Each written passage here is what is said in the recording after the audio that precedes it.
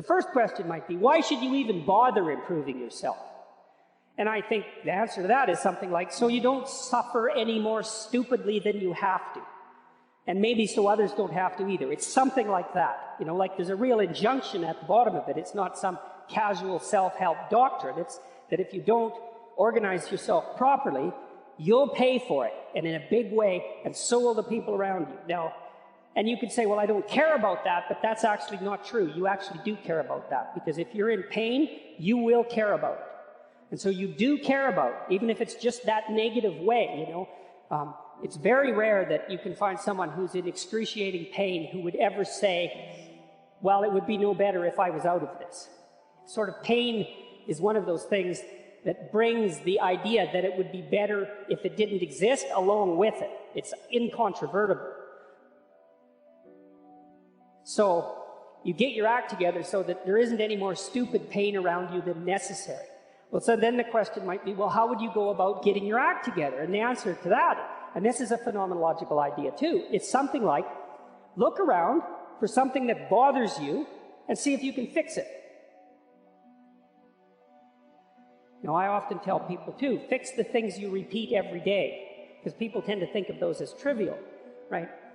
You get up, you brush your teeth, you have your breakfast, you know, you have your routines that you go through every day. Well, those probably constitute 50% of your life. And people think, well, they're mundane, I don't need to pay attention to them. It's like, no, that's exactly wrong.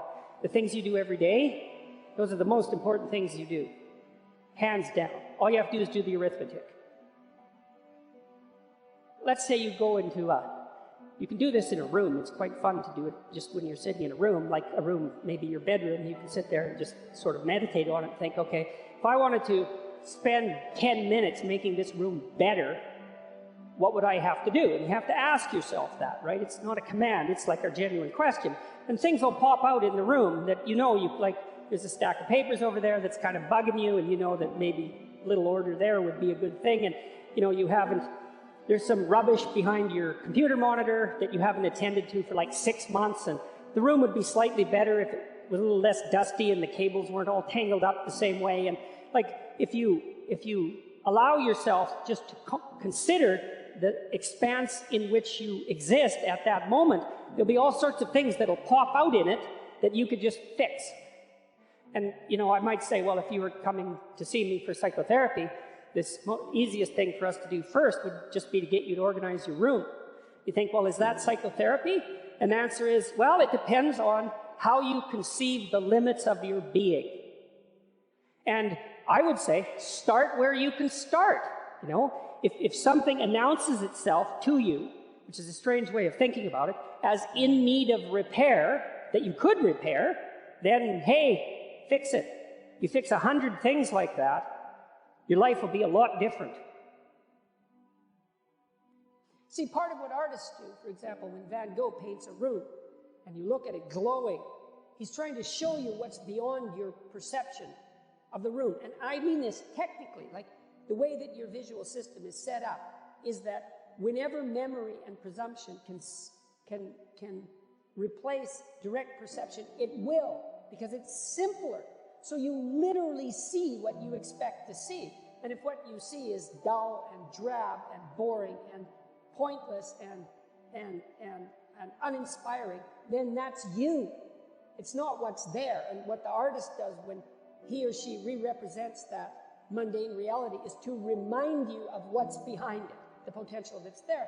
And so what I'm suggesting to people is that they take the potential that's right in front of them. It's like, okay, and here's the rule. You're aiming up. There's something that you could change, that you would change. That might be a very small thing. Could, well, that's within the grasp of your power. Would is within the grasp of your will. To combine those two things might be a very small shift. You might only be willing to make a very tiny step forward. It's like, fine, good enough. Make a tiny step forward. And that makes you a slight bit stronger than you were before. And then the next step can be slightly larger. And it's the path of humility. If people look at their lives, you know, it's a very interesting thing to do. I like the idea of the room, because you can do that at the drop of a hat. You know, go back to where you live and sit down and think, okay, I'm going to make this place better for half an hour. What should I do? You have to ask, and things will just pop up like mad. And it's partly because your mind is a very strange thing. As soon as you give it a name, a genuine aim, it'll reconfigure the world in keeping with that aim. That's actually how you see to begin with. And so if you set it a task, especially, you have to be genuine about it, which is why you have to bring your thoughts and emotions together, and then you have to get them in your body so you're acting consistently. You have to be genuine about the aim, but once you aim, the world will reconfigure itself around that aim, which is very strange. Be careful what you aim at, right? What you aim at determines the way the world manifests itself to you. And so if the world is manifesting itself in a very negative way, one thing to ask is, are you aiming at the right thing? Now, I'm not trying to reduce everybody's problems to an improper aim. People get cut off at the knees for all sorts of reasons. They get sick, they have accidents. There's a random element to being, that's for sure. And so you don't want to take anything, even that particular phrase, too far. You want to bind it with the fact that random things do happen to people. But it's still a great thing to ask. And so what that means is, well, you get up in the morning and you're excited about the day. You're ready to go.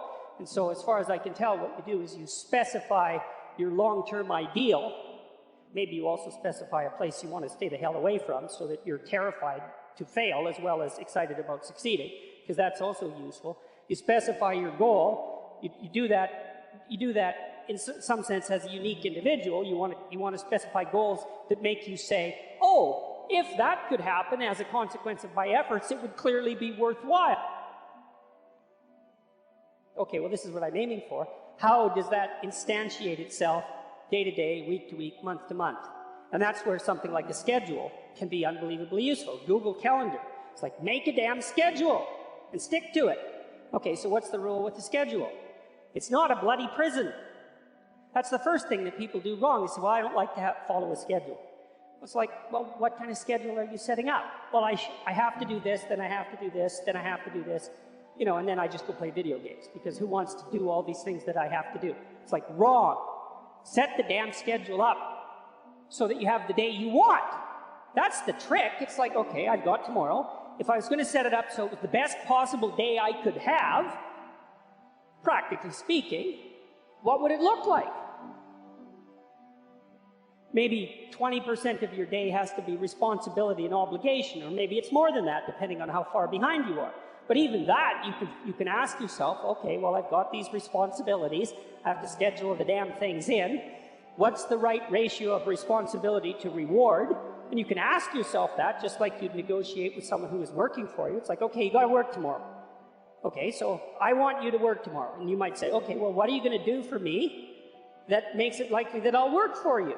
Well, you could ask yourself that, So maybe you do an hour of responsibility and then you play a video game for 15 minutes. I don't know, whatever turns your crank, man. But, you have to negotiate with yourself and not tyrannize yourself. Like you're negotiating with someone that you care for, that you would like to be productive and have a good life. And that's how you make the schedule. It's like, and then you look at the day and you think, well, if I had that day, that'd be good. Great! And you're useless and horrible, so you'll probably only hit it with about 70% accuracy, but that beats the hell out of 0, right? And if you hit it even with 50% accuracy, another rule is, well, aim for 51% the next week, or 50.5% for God's sake, or because you're going to hit that position where things start to loop back positively and spiral you upward. And so that's one way that you can work on your conscientiousness, is to plan a life you'd like to have. We're built for a burden, and we're not happy without that burden, and we want to find the one that suits us. And that's difficult. It's part of the adventure of life to seek out the burden that suits you. But when you have that, then yes, then hopefully you're operating in harmony with the requirements of those around you. You make yourself a reasonably, morally respectable individual. And so now you're not blinded as much by your own proclivity for uselessness and malevolence. And then you can integrate all that. You can integrate all those rules. And that's the beginning of the development of character. And then you can then you can embody the union of the rules. It's something like that. Well, the mission is the improvement of your character, the constant improvement of your character. And I think a lot of that's done in dialogue with your conscience. It's like your conscience is always telling you. Socrates said this thousands of years ago. Your conscience is always telling you what you shouldn't be doing. And one of the things Socrates said was what discriminated him from the run-of-the-mill person, and why perhaps we still know of him so many thousands of years later, was that when his conscience told him not to do something, he didn't do it. He stopped saying the things that he shouldn't have been saying, and he stopped doing the things he shouldn't have been doing. And that's a start, you know. That's a discipline, I would say. That's the ability to follow a certain kind of intrinsic discipline. And maybe that's merely the cessation of evil.